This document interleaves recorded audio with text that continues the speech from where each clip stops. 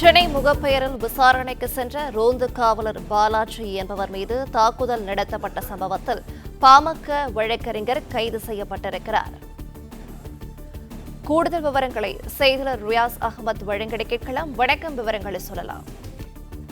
வணக்கம். நொளம்பூரில் விசாரணைக்காக சென்ற ரோந்து பணி காவலர் மீது சரமாரியாக தாக்குதல் நடத்திய பாமக வழக்கறிஞரை தற்போது கைது செய்துள்ளனர்.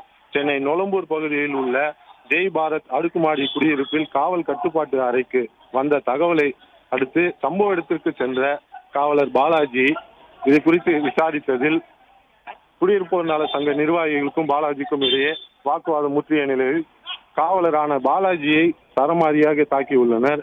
இதில் காயமடைந்த பாலாஜி அரசு மருத்துவமனையில் சிகிச்சை பெற்று வரக்கூடிய நிலையில் அடுக்குமாடி குடியிருப்போர் நல சங்க தலைவர் பாமக வழக்கறிஞர் வெங்கடேசனை எழும்பூரில் தலைமறைவாக இருந்த நிலையில் அவரை தற்போது போலீசார் கைது செய்து விசாரணைக்காக நொளம்பூர் காவல் நிலையம் அழைத்து வந்து கொண்டிருக்கிறார்.